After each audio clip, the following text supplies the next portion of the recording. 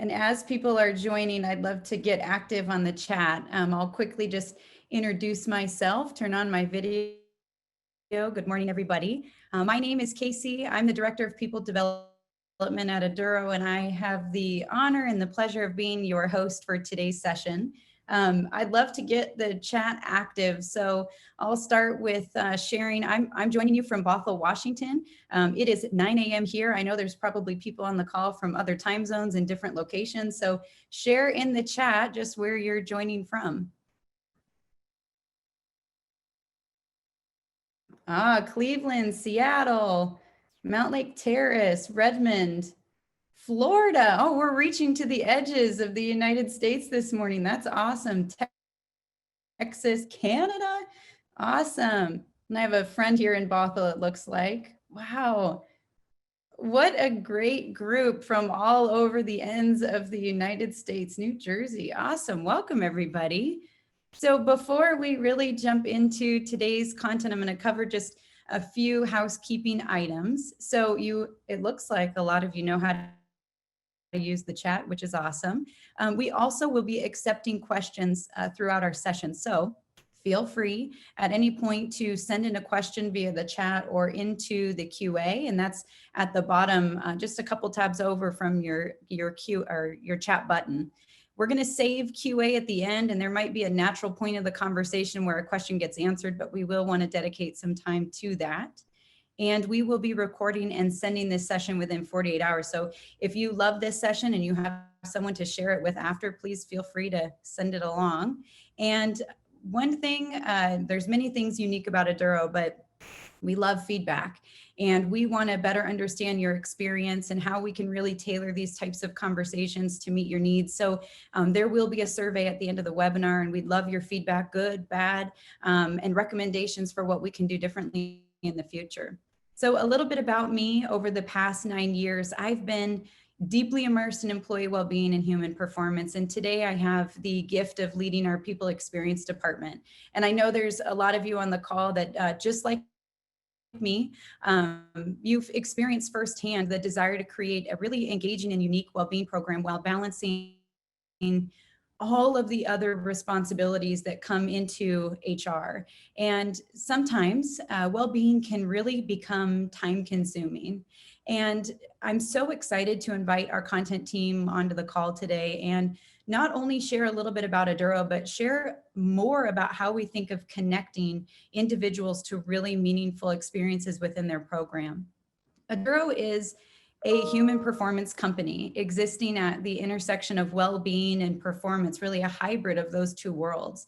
And we've been at the forefront of creating really meaningful and interactive content for over 15 years.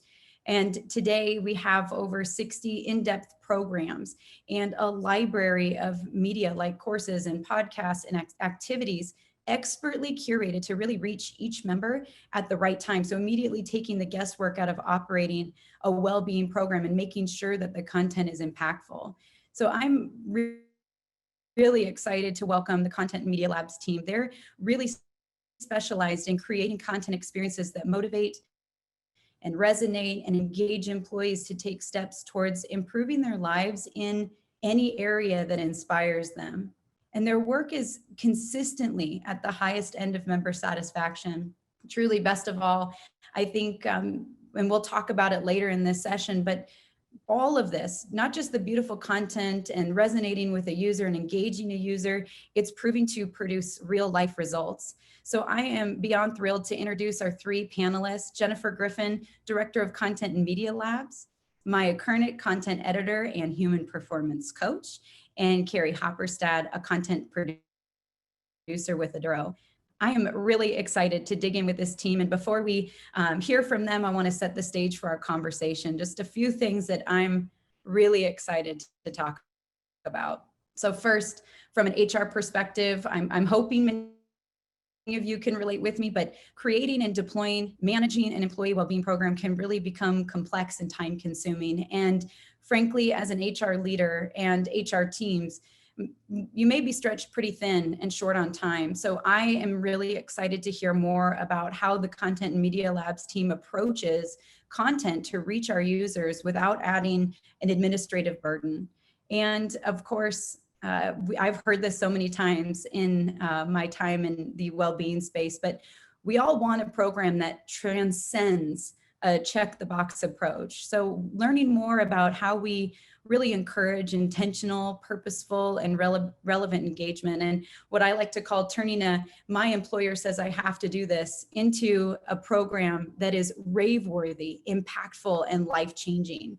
So I'm thrilled. I'd love to invite Maya into the conversation and share a little bit about this element of transcending the check the box approach. Thank you, Casey. I'm glad you said it, right? It happens. People come in looking for points, and I think we should talk about it. As a coach, I have the unique opportunity to talk to our employees on the phone, and I always open those conversations with, what brought you to coaching? Why are you here? What are you hoping for? And a lot of them come in and it's their first interaction and they say, well, I'm here because my employer provides this thing and I have to do it to get points. Kudos to you for taking advantage of the opportunity, right? What is always so special to me is that they get to the end of that coaching experience and then most of them say, wait, that's it? Is there more? Can I keep doing this? I've found so much value in this. I've learned new tools. Or they get connected from coaching into our content and now they've found a whole world of things that are relevant and engaging to them. What makes our content stand out is that human element, that human connection. And people feel seen and they can find things that feel relevant to them within our platform. And so at the end of the day, employees want to engage with our content. Even long after they stop earning points, they want to come back for months and years after that initial coaching call. And they have the power to choose which area of life they look for and what matters to them most. Oh, I love the way that this team thinks about creating a rich experience. I remember, 5 years ago, 6 years ago, a program that had 4 or 5 really unique programs was considered exceptional. And I love this idea of connecting coaching into the rest of the program. And I'd love to learn more about how this team really thinks about connecting the content into all of the areas that are connected to a well-being program. Yeah, really at Aduro, our secret sauce is that we are all encompassing. So whereas for some programs, you'll have a vendor for coaching, another vendor for content, and yet another vendor for your product, we're all in one place. So our content informs our product, our coaching informs our content. Let's talk about what content really looks like. For the most part, we're creating in-depth 6-week courses that members can participate in and really get a good deep dive into a subject area that they're interested in learning more about. We also create smaller bite-sized pieces of content. For example, our podcasts, smaller articles and things that people can consume in a shorter amount of time. Everything's available to our members 24/7. So at their convenience, whether that's waiting for their kid at soccer practice or standing in line at the grocery store, they can consume the content in their own time when it works best for them. And isn't that the reality that we all have different windows and pockets of time? And Maya, you mentioned this connection between coaching and content, and Carrie, you touched on it a little bit too. So I'd love to learn a little bit more about the connection between coaching and content and how they are interconnected. Sure. Our content is really an extension of our coaching and vice versa. Both have this beautiful human aspect that helps people to build awareness of where they are now and where are their barriers or their shortfalls or their blind spots, and also what are their strengths and how do you move forward from that. The content is written to be personalized. It's written to feel like a coaching conversation and not a lecture, me just talking at you. And so someone might want that deep dive, maybe a 6-week course where they really get to get into the nitty gritty of that information. Or on a coaching call, I might hear that somebody just needs 1 or 2 quick tools and I might be able to direct them to an activity or a podcast that they could consume in just a couple of minutes and start taking steps forward. That's such a beautiful way of connecting and connecting the two worlds. I like the part about making the coaching conversation or the materials more or personalized versus a lecture. I think we can all agree that we've sat on some sort of content that we're like, okay, you know, could I have Googled this quicker? How does it relate to me? And I think one of the other really unique facets of this team is just the ability to be nimble and respond to what our users and members are requesting. So everyone on the call can relate. I don't think I'm alone or anybody else is alone in this, but 2020 has been quite the crazy year. And it's been crazy for us as individuals. It's been equally and sometimes more intensely crazy from an HR perspective. And I'm really interested to hear more about this team's thoughts around creating content that is timely and resonates, especially during a really, really crazy time in our world today. Yeah, Casey, to your point, our content team here is pretty agile, and that approach has really made a difference this year in particular. But before we dig into that, let me just note, anyone can really build content. It's building exceptional content that requires quite a bit more. And as Carrie mentioned, there are content aggregators out there as an option if you're looking for that cookie cutter content. But especially this year, folks are just looking for more customized content that's relevant to them. And so our approach here at Aduro is different. We've invested in a whole content team that has a mission to build content that really resonates, motivates, and engages. And so that means having kind of a team of writers and editors and audio and video production people who are all experts in storytelling and how people learn and behavior change. And the cool thing is we actually also have a whole team supporting keeping employees updated on what content's being released and how to get more value from their program.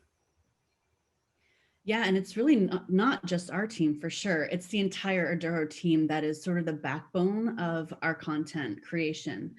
When we think about what content subjects we're going to tackle, we really listen. So that's the number one thing that we do, and that involves all of our teams. For example, our account managers are really listening carefully to our clients, to you all. Our coaches are listening really carefully to our members.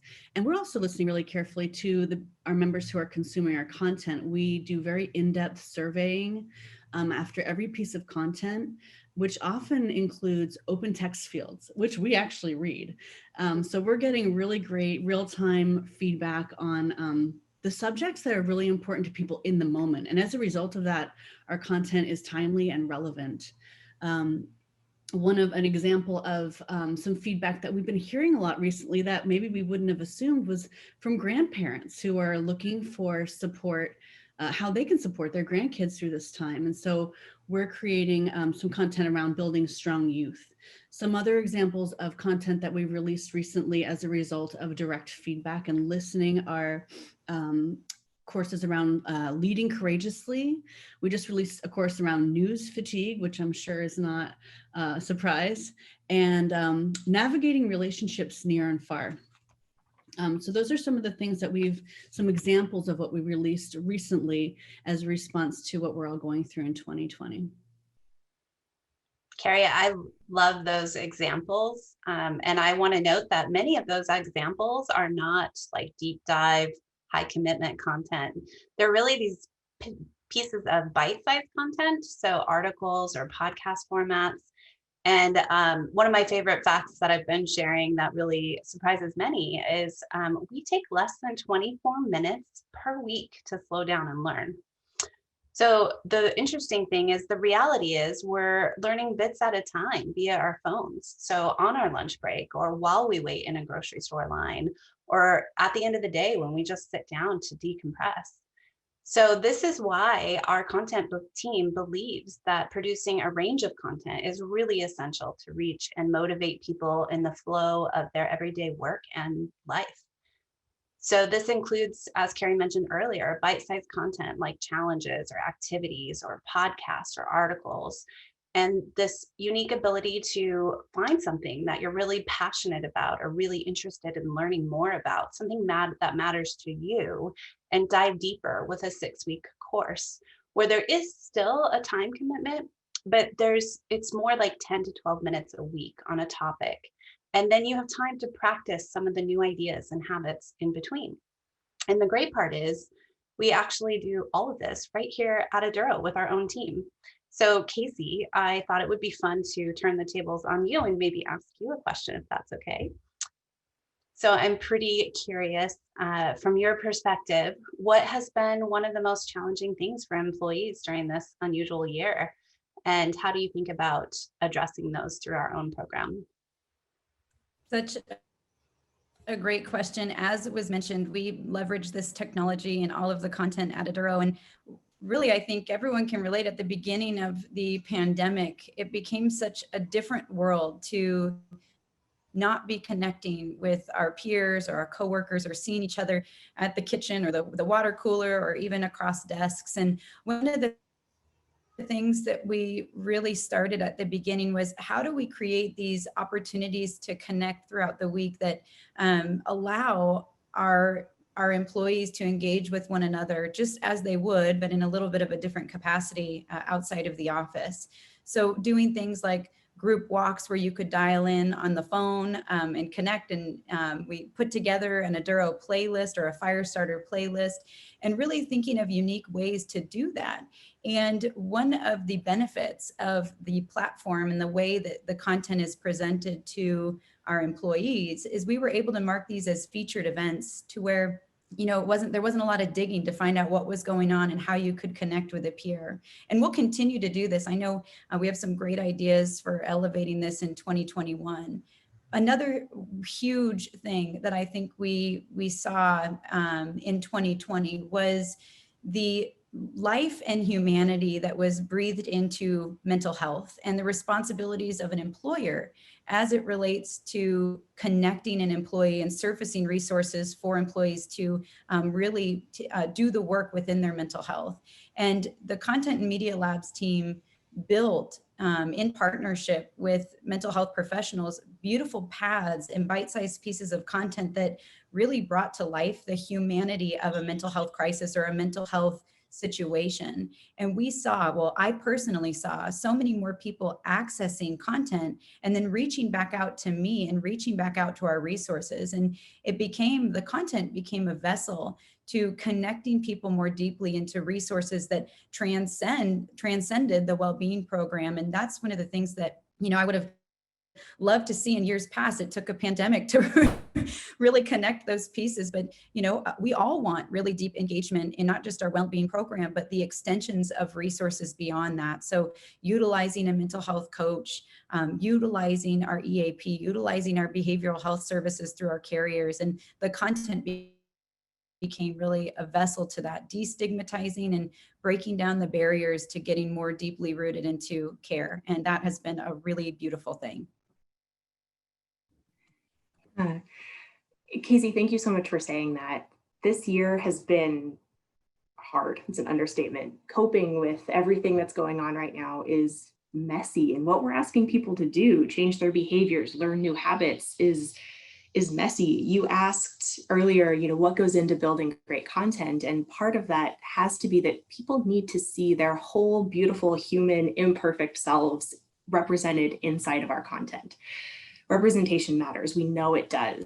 And we want our members, our employees, to see themselves in the stories that we tell, in the success stories that we tell, especially. What we've done as this team is developed a diversity, equity, and inclusion review process so that we can get hearts and eyes on every story, every image, every piece of information that goes out before it leaves our team and goes out to your employees. And we're learning so much. And I'm so proud of the changes that we've made in how we build content, and especially in the past few months, to learn more about the people on the other end. Who are the people who are consuming our content, and how do we tell their stories and make them front and center in our program? To kind of a personal note, what is really cool for me and for our team as creators and producers of this content, we're like living and breathing this stuff for a long time. And it's really interesting to see, you know, we're people too, and we're so impacted by the content that we're creating. Casey talked a lot about the mental health content that we created this year. And I can say, I think we've all felt an impact from that content. Something else that we created this year was a piece called Think Green, Go Green. And I remember in some of our team meetings, we were all just commenting on how we had developed these new habits, like switching off the lights or taking shorter showers as a result of being around this content. Another cool thing that happened is we created a course called Decoding Drinking, and a whole contingency of fire starters at Aduro. Fire starters are Aduro employees, in case you're wondering what that means. A number of Aduro employees decided to participate in Sober October and take that course at the same time. So to see it woven through our own lives, we're so passionate about the content that we create. An example I can give is I'll let anybody in my life consume this content to get feedback, including my mom, who is one of our diehard content consumers. So it's just really awesome to see the impact that it has on us as well as our members. And I think you're talking about an impact that is almost not necessarily seen but heard. And I think that's probably a lot of the questions that our listeners have on the call today, which is we're all on board for incredible content that strikes the hearts and the minds of the consumers who participate in the content. But beyond these beautiful examples and testimonials, how do we know it works? What is working and what are the results that we're seeing? Yeah, that's a really important question. So, a successful experience really doesn't just involve an employer knowing more. It's about them being able to do more with that knowledge. And so we actually measure a lot here at Aduro through our assessments and surveys, and we have some really great data that has come out. For example, in our mental health content, after a 6-week course on stress, people actually reported that they have an increase in confidence when identifying and managing their stress.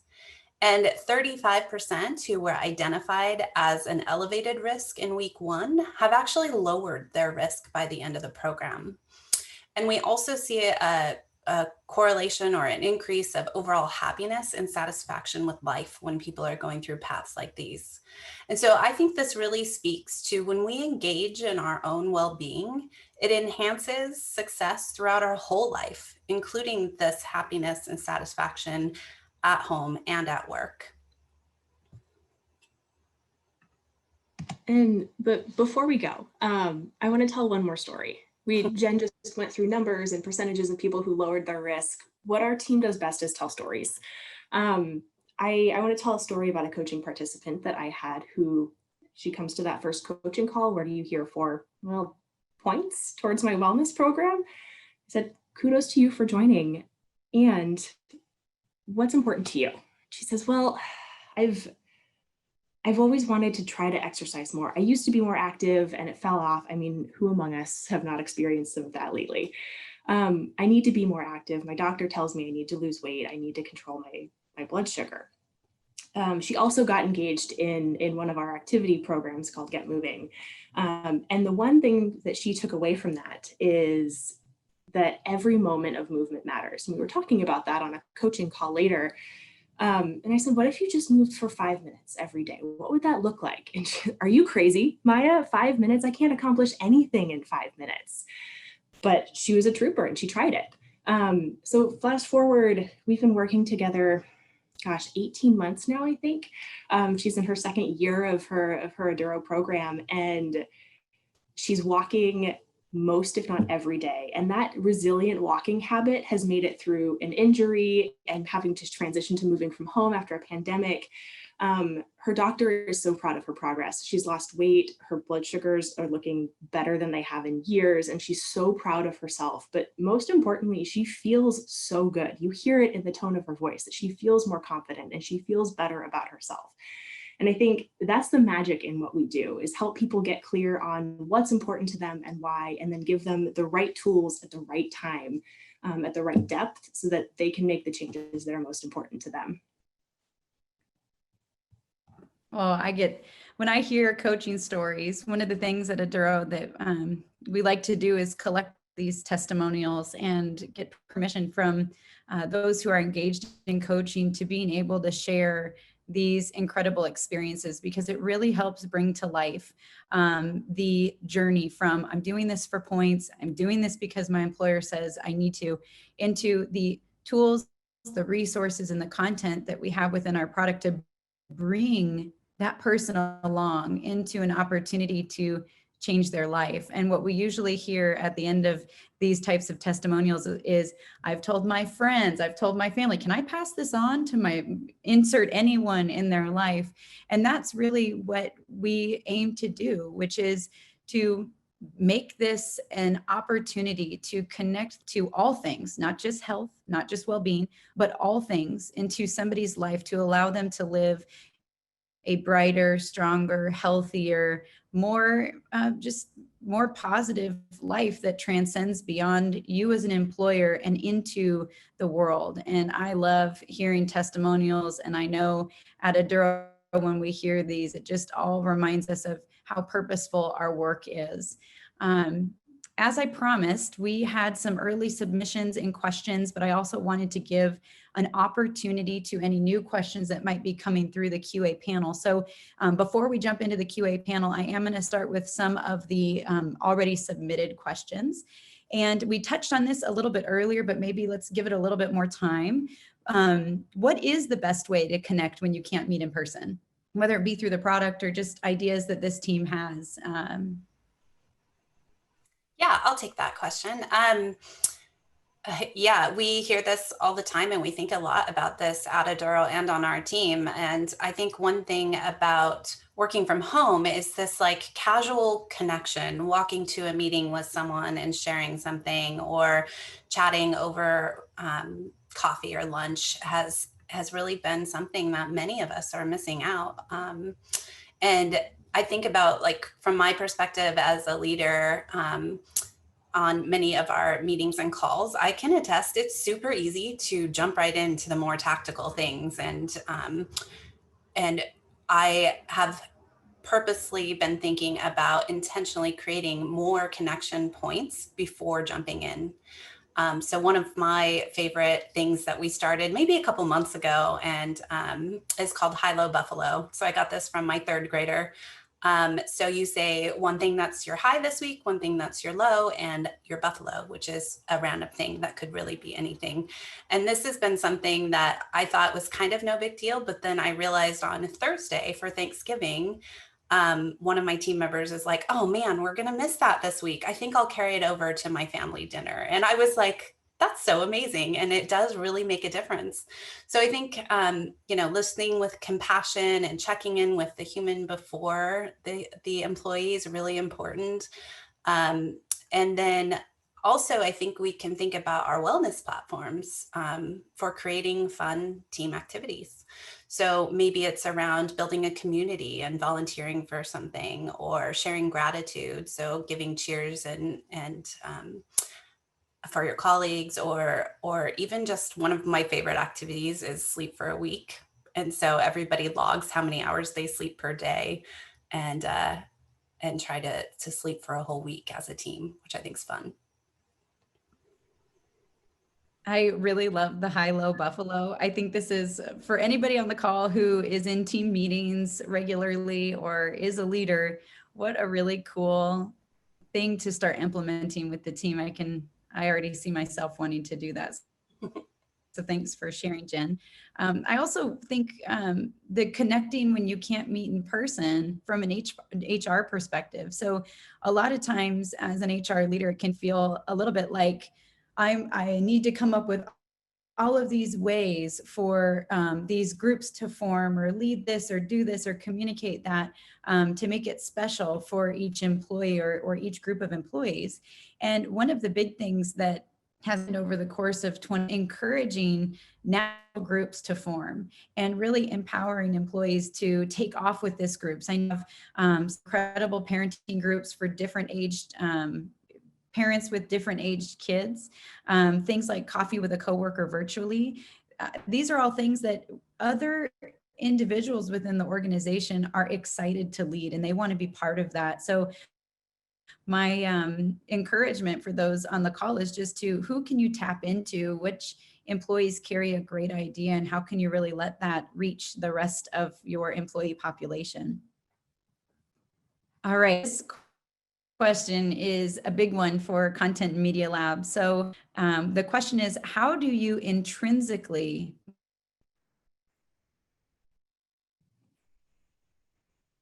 I think Casey might have cut out just a little bit. The question was, how do you intrinsically motivate through content?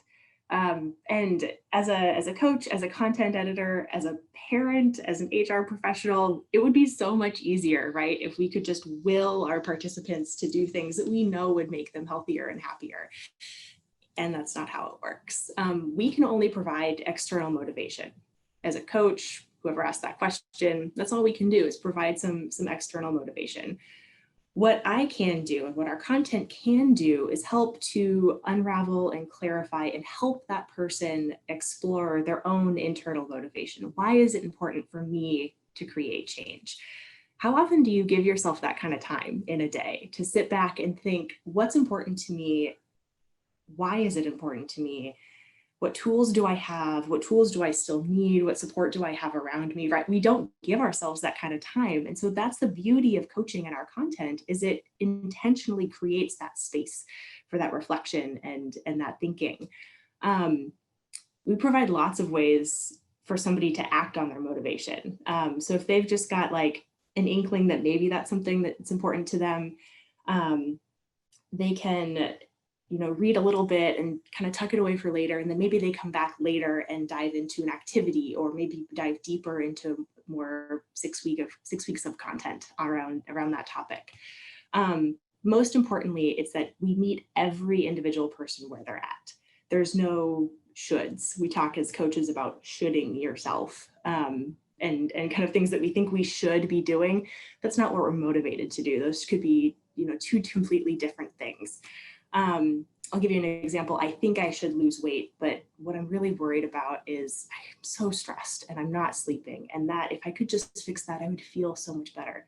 Let's talk about sleep. Weight loss can wait. And so at the end of the day, it's about meeting folks where they're at and not imposing our own motivations.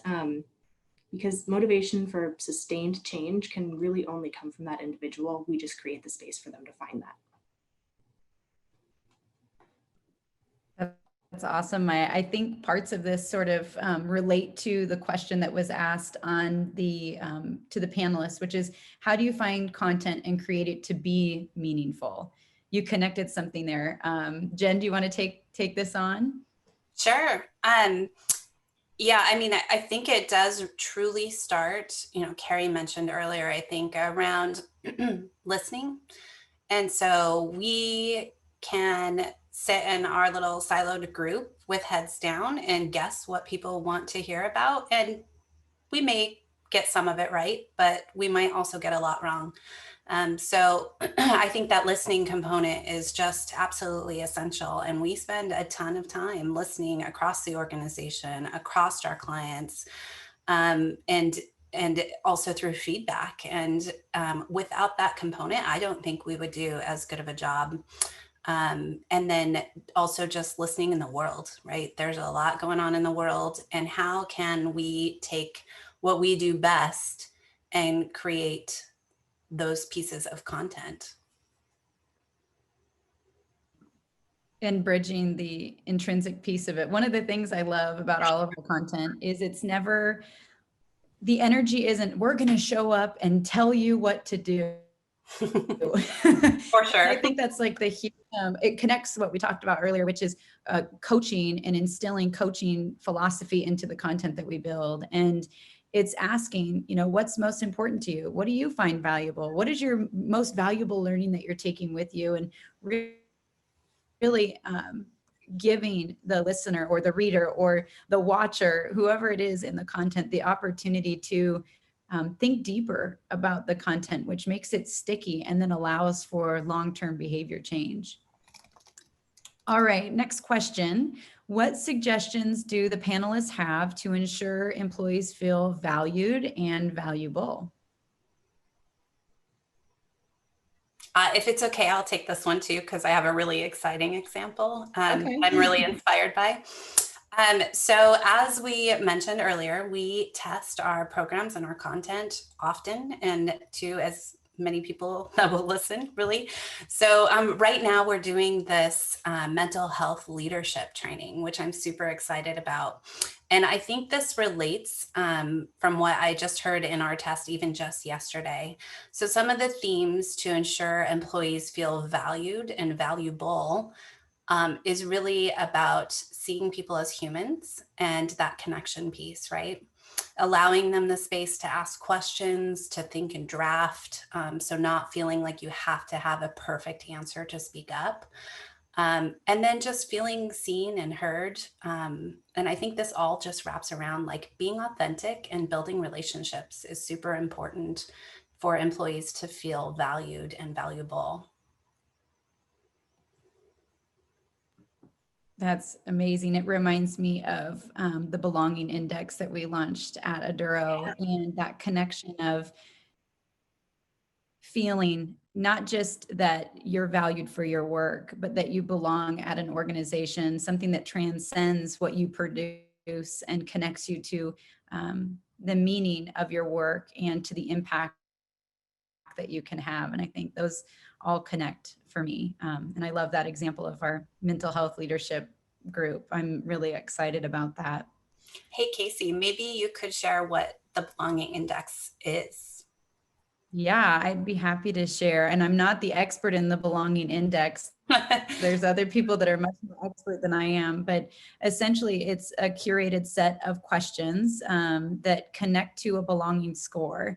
And the questions are things around, how we are doing as far as diversity, equity, inclusion, belonging, representation, to really understand not just the person that we see, but understanding the humanity of each individual at the organization and making sure that we take that information and really tailor our people experience to what we're hearing from our employees. And I think we've learned so much as we strive to increase that belonging score, because it's not just about great work or people producing great work, but rather, do they feel, back to the question, valued and valuable at the organization for all things that they can bring to the table, not just the work that they produce. And we've learned so much through that, and it will sort of help us and guide our decisions for the things that we do in our program next year.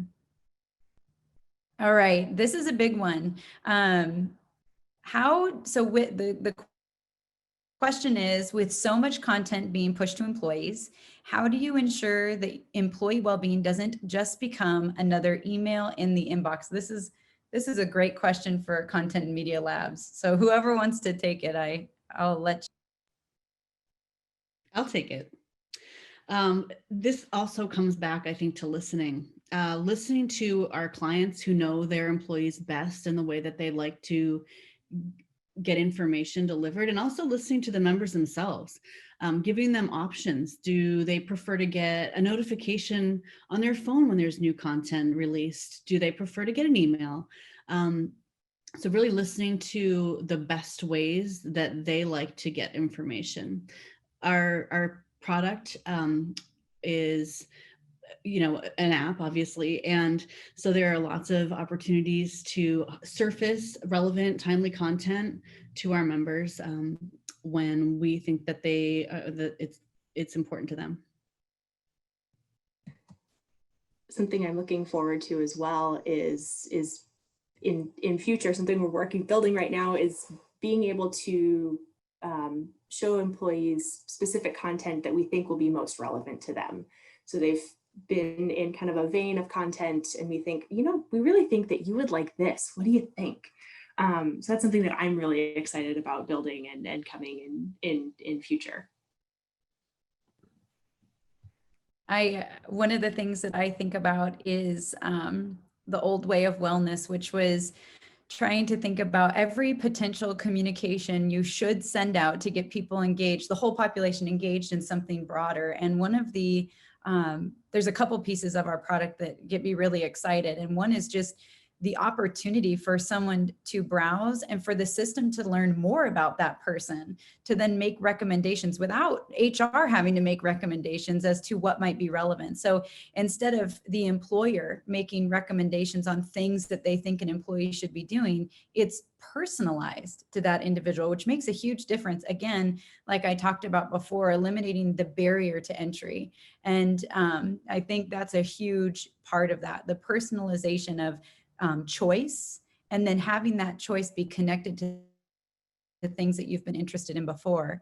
And another thing I'll share that I'm really excited about is the opportunity for a coach to chat based on certain events that somebody might go through, whether they complete a path or it's their birthday or whatever it might be, being able to add that personal touch. So it's not happening in the work inbox, it's happening in the app, which is connected to that individual's personal experience. And that to me is so exciting because it feels special and it feels private, but it also feels connected. And I think that's such a magical touch to our product. On that note, there's another question that came through, which is talk more about how your programs and content are helping my team save time in well-being program administration. I think it's been sort of a thread through everything, but maybe we just slow down on this particular point, which is the old, like I talked about, the old way of wellness was, let me think of like the 5 things that I really want to communicate because these are important. We want people to participating because they're cool programs. The biggest part of the, to me at least, of the product and of content is that I don't have to think extra hard about how somebody can become connected to something meaningful to them. Again, breaks down the barrier for entry. I've said it so many times today, but if we want to elevate a really exciting program or a new offering, that feature is there. But as far as thinking about every fire starter within the workplace, content and media labs has done that work for me. They've really looked at what's going to resonate, what variety of content needs to be available. So we are diverse in how we approach these different topics and also invite people in to think about things that they've never thought about before. So it's not just getting engagement in one program that is going to be the pinnacle of health, but rather the human performance approach, which is all of these things are critical. And we want to give each employee and each member in our product the opportunity to not just participate in what we think is important, but to participate in the things that are important to them. And that is a huge administrative lift. It requires far less thinking on my behalf, and the system and the content and media labs team does a lot more of that thinking for me. Anybody else want to add on to that? I kind of ran away. I think you nailed it, Casey. That was great. I see one more question that came through. Being that human performance sits at the unique intersection of well-being, personal, and performance, professional, what would you say to encourage people who crave social connectedness and are wanting to get uncomfortable and do the work to grow and flourish, but feel apprehensive about blending these areas of life? So, well, I'll say get connected to a coach. I think that is important. There's so many other things too, and I'll let the content and media labs team, anybody who wants to take that one on. I'd love to take that one on. We spend 8+ hours a day at work, and it's absurd to think that I show up to work or that anybody shows up to work and I am somehow leaving behind all of my like humanness and who Maya is as a human being and what I do outside of work and what I love and what fires me up and what I'm worried about outside of work. I think of all of our parents right now who are teaching and working from home and caregiving and it's, we can't expect our parents to leave all of that behind them and show up to work 100%. It's a matter of kind of showing up personally and professionally and first feeling safe in being vulnerable and saying, hey, I need some extra support, and making sure that our employees feel that. And then also giving people the tools to cope with everything that's going on right now. I feel like I'm wandering away from the question. I understand why somebody might feel apprehensive about showing up to work as a human being. And I think as a Content Media Labs team, as HR professionals, it's our responsibility to create spaces where people feel comfortable having those icky, sticky conversations and asking hard questions. And it's something that we try to do in our content. Thank you, Maya. So we are just at time. We've covered so many questions and so much just great conversation. And I'm so appreciative of this team for joining and sharing their magic with the world today. I want to thank everybody who joined from all across the United States. I think we saw earlier in the chat, we have people from Washington all the way to Florida, which I think is the furthest distance you can get apart from each other while still being connected, which is pretty cool. And, you know, I just want to wrap up on the final notes, things that really stood out to me. Number one, Aduro and the Content and Media Labs team is doing the work and taking the guesswork out of really how to engage, how to relate, how to bring employees and members into the products and services so they have an opportunity to experience human performance. And that to me is just such a beautiful thing. I also love what we talked about as far as moving from a check the box or my employer says I have to do this into I am in this, maybe because initially the points were cool and I wanted to earn my points, but transcending and going beyond that, which is I am now taking charge of my health, taking charge of my human performance, and I am connected to things that are meaningful and impactful that are influencing my life in a much bigger way. So the product is sticky. While we might encourage people with incentives, the coaching, the content goes beyond an incentive and into an intrinsic opportunity to really change and transform your life. So I know we're now 6 minutes over. I want to say thank you to everybody. We appreciate that we're here. Look for the recording and please do the survey. We want to learn from you and hear from you. And I hope everyone has a great week.